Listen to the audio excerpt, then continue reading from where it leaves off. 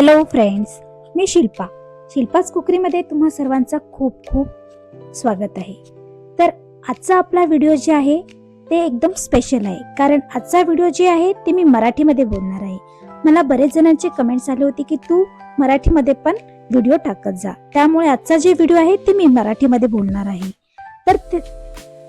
तर तुम्ही इथे बघू शकता, मी आज फिश रवा सुरमई फिश फ्राय केलेली आहे। तर आजची आपली जी रेसिपी आहे, झणझणीत आणि कुरकुरीत रवा फिश फ्राय। बाहेरून क्रिस्पी, आतून रसदार आणि नंबर 1 चव, ही आहे आपली आजची स्पेशल डिश। तर फ्रेंड्स, हा व्हिडिओ तुम्ही लास्ट पर्यंत जरूर बघा। व्हिडिओ आवडला तर लाईक, शेअर आणि सबस्क्राईब करायला विसरू नका। तर इथे मी अर्धा किलो मोठी सुरमई घेतली आहे आणि तिला छान स्वच्छ पाण्याने 2 ते 3 वेळेस धुतले। 2 मिनिट तिला जाळीमध्ये असेच ठेवायचे। त्यानंतर तिला एका टिश्यू पेपरने किंवा कॉटनच्या कपड्याने त्या फिशचे जे तुकडे आहेत त्याला छान प्रकारे दाबून तिच्यातले जे मॉइश्चर आहे ते काढून टाकायचे। कारण असं केल्यामुळे जर बरेच जणांचे प्रश्न असतात की फिश फ्राय करताना ऑइलमध्ये टाकताच त्याला जे आपण जे मसाला लावतो ते टाकताच त्याच्यातला मसाला अलग होतो, फिश आणि मसाले अलग होतात। त्यामुळे ही टिप तुम्ही जरूर वापरा। आता आपण या फिशला थोडे मॅरिनेट करून घेऊया। जर तुम्ही अशा प्रकारे फिशला जर छान प्रकारे पुसून तिला जर मसाले लावले तर तुमचा जे मसाला आहे ते ऑइल मध्ये कधीही सुटणार नाही आणि तुमची फिश फ्राय एकदम जशी रेस्टॉरंट मध्ये मिळती त्याच प्रकारे तुम्हाला घरी पण तशीच बनवली जाते। अशा प्रकारे तुम्ही आजची ही रेसिपी करून बघा। तर इथे मी आधी अर्धा लिंबू घेतले, लिंबू, हळदी पावडर आणि मीठ, अद्रक लसूण पेस्ट आणि कोथिंबीर टाकून हिला थोडे आपण 10 मिनिटांसाठी मॅरिनेट करायला ठेवूयात। तोपर्यंत आपण इथे याला जे फिशला वरून मसाला लावायचा आहे ते मसाला तयार करून घेऊ। इथे मी 2 मोठे चमचे लाल मिर्च पावडर, धना जिरा पावडर, गरम मसाला 1 टीस्पून, थोडासा चाट मसाला अर्धा टीस्पून, मीठ अर्धा टीस्पून, कारण मी त्याच्यामध्ये मॅरिनेट करताना पण मीठ टाकले होते त्याच्यामुळे थोडंच टाकले इथं। आणि हे आहे आपला ब्लॅक पेपर पावडर, जे आपले काळे मिरे असतात त्याचं मी थोडासा पावडर करून याच्यामध्ये टाकले, अर्धा टीस्पून। आणि 1 टीस्पून 1 टेबलस्पून इथे ऑइल टाकायचे आणि हे सर्व छान प्रकारे मिक्स करून घ्यायचं। त्यानंतर याच्यामध्ये अर्धा कप पाणी ऍड करायचा। पाणी जे आपण ऍड केल्यामुळे जे हे मसाले आहेत ते छान फुलून येतात आणि जे आपले फिशचे तुकडे आहेत त्याच्यावर हे मसाला लावण्यासाठी एकदम सोपा होते। त्यामुळे थोडंसं पाणी टाकून याला पण छान मिक्स करायचे आणि 5 मिनिट ठेवायचे। तुम्ही बघू शकता, पाणी टाकल्यानंतर हे मसाले एकदम फुलून आलेले आहेत, छान प्रकारे भिजतात पाण्यामुळे। तुम्ही डायरेक्ट जर फिशवर टाकले तर ते फिशला एकदम करेक्ट लागत नाही आणि फिशच्या मध्ये जात नाही, त्यामुळे त्या फिशच्या मध्ये ते मुरत नाहीत मसाले। त्यामुळे अशा प्रकारे करून जर तुम्ही फिशला लावलात तर ते फिश मध्ये पर्यंत जातात आणि फिश पण खाण्यामध्ये खूप टेस्टी लागते। त्यामुळे असेच करून बघा। तेव्हा इथे कोटिंगसाठी मी एका प्लेटमध्ये रवा घेतले, 1 कप रवा, हे एवढा अर्धा किलो फिशला एवढा रवा लागतो। त्याच्यामध्ये आपण आता अर्धा टेबलस्पून मी इथं लाल मिर्च पावडर आणि थोडंसं मीठ टाकले। तुम्हाला पाहिजे असेल तर याच्यामध्ये 1 टेबलस्पून तुम्ही तांदळाचं पीठ टाकू शकता, पण मी नाही टाकले।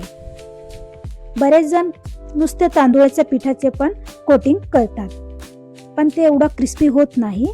रव्याचे जे आपण फिश फ्राय करतो ते खूप छान होती, तुम्ही एकदा करून बघा। आपल्या इथे फिश पण मॅरिनेट छान झालेली आहे 10 मिनिट। आता जे हे आपण मसाला बनवला होता ते आपण या फिशच्या तुकड्यांवर लावूयात। हा मसाला नीट फिशवर छान लावायचा। किमान हे मसाला लावल्यानंतर तुम्ही किमान ह्याला 30 मिनिटं झाकून ठेवायचे, कारण त्याला आपण जो मसाला लावलेला आहे तो आतपर्यंत जाईल त्यासाठी। आणि तुम्ही एक फिशचा तुकडा घेऊनच हा फिशला लावायचा आहे.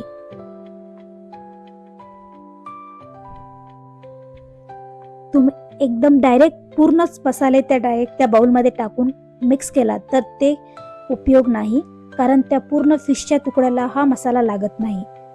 त्याच्यामुळे एक एक तुकडा घ्यायचा, थोडा थोडा मसाला घेऊन एक एक फिशला लावायचा आणि ते बाजूला एका प्लेटमध्ये ठेवून द्यायचा. आणि अशीच प्लेट तुम्ही साईडला ठेवू शकता किंवा अर्धा तास फ्रीजमध्ये पण ठेवू शकता. जेवढी ही फिश मॅरिनेट होईल तेवढा तुमचा जो मसाला आहे ते फिशच्या मध्ये जाऊन तुमची फिश अजून सुद्धा छान टेस्टी आणि चविष्ट होईल. खाण्यासाठी पण खूप छान लागेल.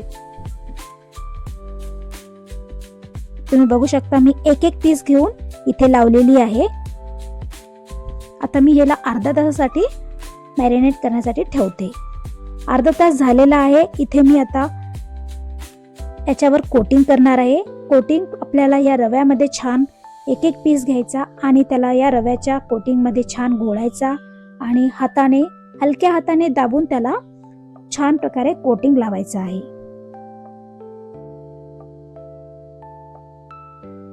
अशा प्रकारे दाबून कोटिंग छान प्रकारे लावून एका प्लेटमध्ये काढून घ्यायचे आहे. ज्यावेळी तुम्हाला फिश फ्राय करायची आहे त्यावेळेस तुम्ही हे कोटिंग लावू शकता. नाहीतर लावून तुम्हाला जर नंतर कधी 1 तासानंतर जर तुम्हाला फिश फ्राय करायची असेल आणि तुम्ही कोटिंग लावून ठेवला तसं चालत नाही, कारण ते फिश जे आहेत ते खराब होतात. त्याच्यामुळे तुम्हाला जेव्हा फ्राय करायचं त्याच टाइमला तुम्ही हे कोटिंग लावा.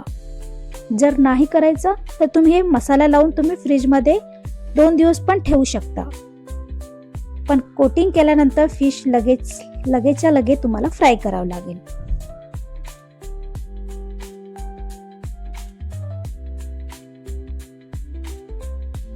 अशा प्रकारे कोटिंग आपल्याला करून घ्यायची आहे.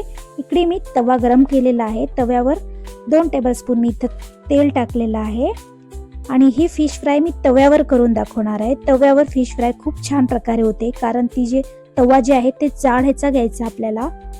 चपातीचा तवा नाही, हे भाकरीचा तवा घ्यायचा. त्याच्यावर फिश फ्राय खूप छान प्रकारे होते. पॅन मध्ये पण मी करत नाही. तुम्ही बघू शकता इथं तेल गरम झाले आणि त्याच्यामध्ये मी फिश फ्राय करायला टाकले. याच्यामधलं जे आपण कोटिंग केले ते बिलकुल निघालेला नाही आणि किती कुरकुरीत आणि किती छान प्रकारे आपली ही फिश आहे ती तळल्या गेलेली आहे, एकदम फ्राय झालेली आहे. तिचा बिलकुलही मसाला निघालेला नाही. बरेच जणांना असं म्हणतात की फिश फ्राय करताना ऑइलमध्ये टाकलं की ते मसाला निघून जातो. इथे निघालेला नाही. फिश अलग, मसाला अलग झालेला नाही बिलकुल पण. खूप छान प्रकारे इथे याचे जे कोटिंग आहे ते लागलेले आहे. आणि आपल्याला हे मंद आचेवर फ्राय करून घ्यायचे आहे, सोनेरी रंगावर, आणि कुरकुरीत होईपर्यंत तळायचं आहे. नंतर आता आपण एका टिश्यू पेपरवर किंवा जाळीमध्ये काढून घ्यायचे आहे. तर तुम्ही बघू शकता इथे गरमागरम रवा सुरमई फिश फ्राय तयार आहे आपली. तुम्ही याला हिरवी चटणी सोबत खाऊ शकता. खूप छान लागते हिरवी चटणी सोबत.